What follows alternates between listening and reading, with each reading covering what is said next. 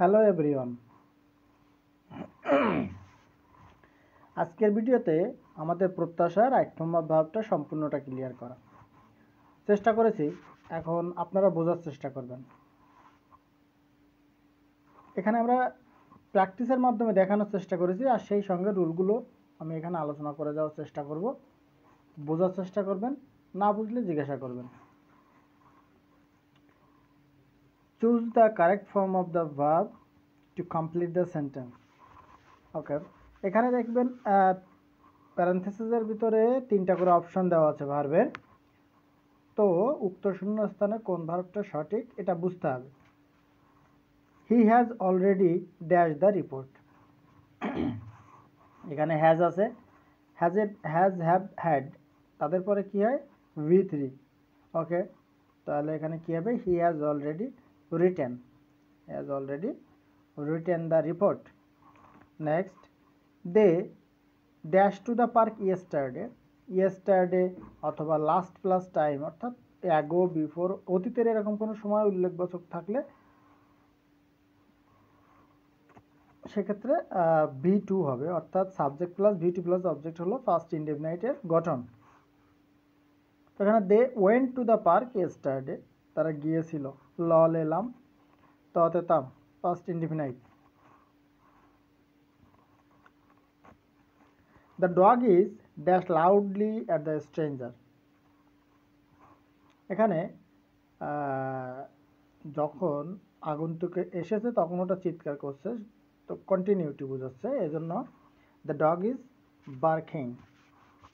এখানে বি ভার্বের পরে হয় আইএনজি হইতে হবে, নাহলে V3 হইতে হবে। V3 হবে প্যাসিভের ক্ষেত্রে, আর আইএনজি হবে অ্যাক্টিভের ক্ষেত্রে। আর যেহেতু এটা অ্যাক্টিভ, অর্থাৎ কুকুর, কাজটা ভার্বের কাজটা ভার্ব হলো বার্ক, তো ভার্বের কাজ যখন সাবজেক্ট করে তখন সেটা হয় অ্যাক্টিভ।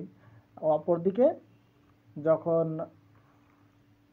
সাবজেক্টে ভার্বের কাজটা অবজেক্টের দ্বারা করা হয় সেক্ষেত্রে হয় প্যাসিভ। তো এখানে বার করো ঘেউ করা, তো ঘেউটা কুকুরই করছে, তাই এটা অ্যাক্টিভ।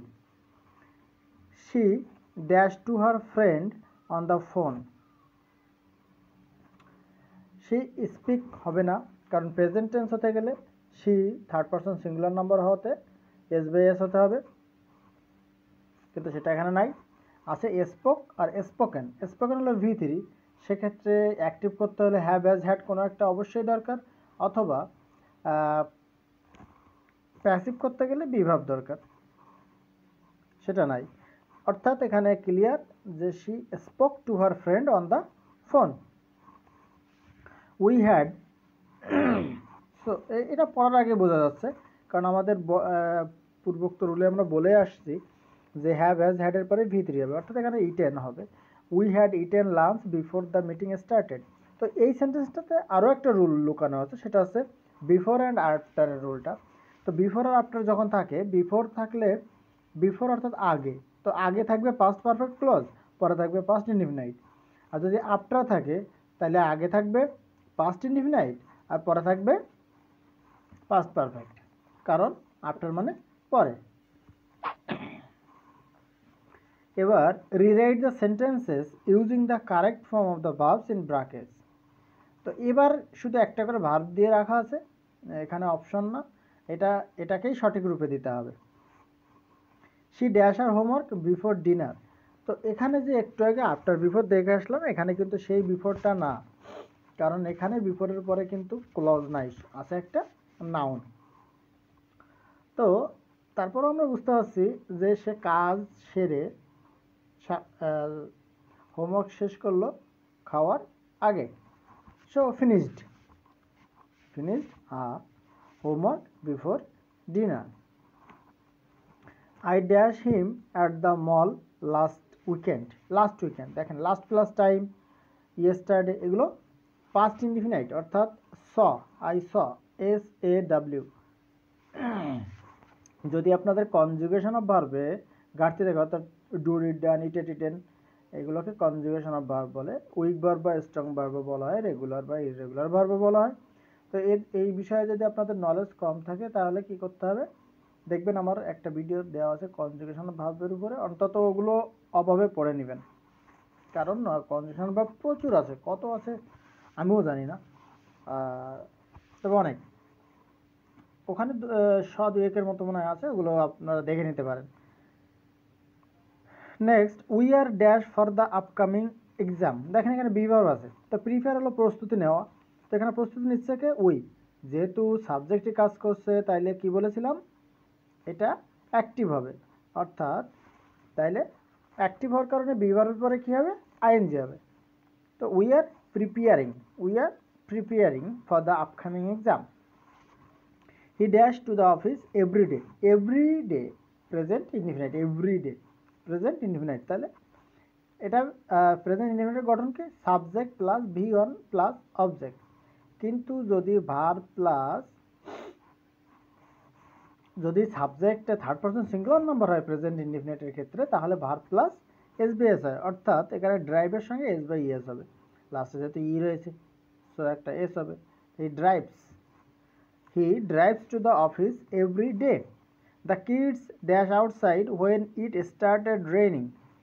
তো দেখেন হোয়েন হোয়াইলের দুইটা রুল আছে, সরি হোয়েন হোয়াইল নিয়ে কতগুলো রুল আছে। যেমন হোয়েন হোয়াইলের ক্ষেত্রে সাধারণত কি হয়, দুই সাইডেই ইনডিফিনাইট হইতে পারে, দুই সাইডে কন্টিনিউয়াস হইতে পারে, এক সাইডে ইনডিফিনাইট হইতে পারে, এক সাইডে কন্টিনিউয়াস হইতে পারে। তো যেমন একটা ঘটনা ঘটছিল তখন আরেকটা ঘটলো, তো ঘটছিল অবস্থা থেকে যখন ঘটলো তখন সেটা কন্টিনিউয়াস হয়ে যাবে। তো যেমন এখানে বলছে the kids played outside when it started raining.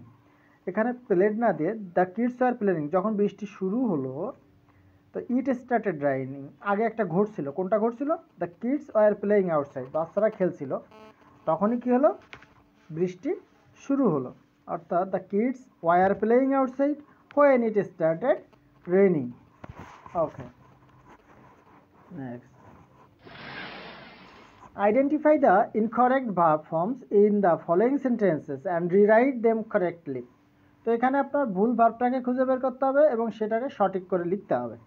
she has went to the market, দেখেন তো খুঁজে পান কিনা। ওকে, আমি বলছি হ্যাজ প্লাস ভি3 হবে, তো এখানে গো ওয়েন্ট গন হলো ভি3, এখানে আছে ওয়েন্ট, অর্থাৎ এখানে হবে she has gone to the market. They was playing football in the evening. They plural, অর্থাৎ was হবে না, কি হবে? were হবে। They were playing football in the evening.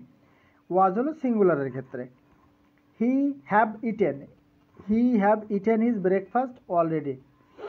সে ইতোমধ্যেই তার ব্রেকফাস্ট সেরেছে। এটা আসলে হবে না, কেন? কারণ হি থার্ড পারসন সিঙ্গুলার নাম্বারের উপর পরে কখনো হ্যাভ বসে না, বসে হ্যাজ, অর্থাৎ হবে he has eaten his breakfast already. I seen the movie last night, এখানে হবে I saw the movie last night. কেন? ওই যে আমরা আগেই বলেছি লাস্ট নাইট হলো last plus time past indefinite, অর্থাৎ এখানে হবে I saw the movie last night. The teacher writed the notes on the board, board, এখানে কি হবে? দ্য টিচার রাইটেড নয়, কি হবে? রাইট, রোট, রিটেন, অর্থাৎ ভি3 হলো রোট, WROTE। Okay, next, fill in the blanks with the correct verb form. এবার এখানেও তিনটা অপশন দেওয়া আছে, তাতে কারেক্টটা নিতে হবে। এবার আমি একটু ফাস্ট হবো, নাহলে ভিডিওটা বড় হয়ে যাবে। I dash to bring my umbrella, I forgot, আমি ভুলে গিয়েছিলাম। দ্য কেক ইজ বেকড, এখানে কেক নিজে নিজে ভাজা হয় না, কেককে ভাজা হয়, এই জন্য এটা প্যাসিভ, তাই বি ভার্ব প্লাস ভি3। The cake is baked in the oven.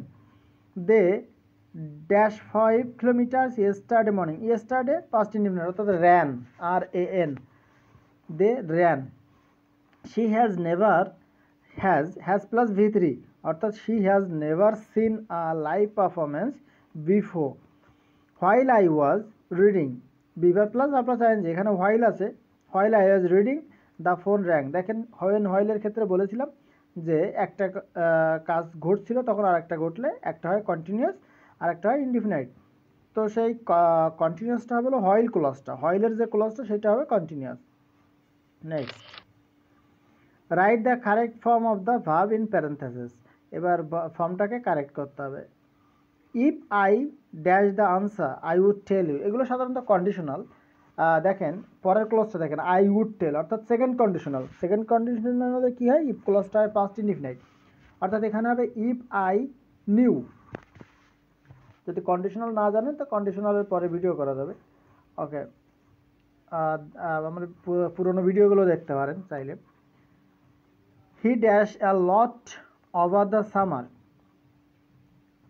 He grows a lot, এটা স্বাভাবিক একটা কার্য বোঝাচ্ছে, সে সামারে এটা করে থাকে। He grows a lot over the summer. By the time we arrive they had already, had plus V3, had already left, they had already left. We are painting the walls, এটা continuous, কারণ আমরাই paint করছিলাম। We এখানে subject, we কাজটা করছে, পেইন্টের কাজটা কে করছে, we করছে।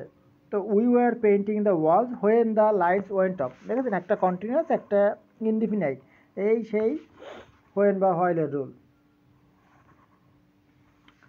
The artist dash a beautiful portrait yesterday, yesterday past indefinite, so drew, draw, drew, drawn, drawn. Okay, তো এখানে হবে ড্রিউ। ওকে, আজ এ পর্যন্তই। আশা করি রাইট ফর্ম ভার্ব নিয়ে আপনাদের তেমন কোনো সমস্যা থাকবে না। তারপরে যদি কোনো সমস্যা হয় আমাকে জানাবেন।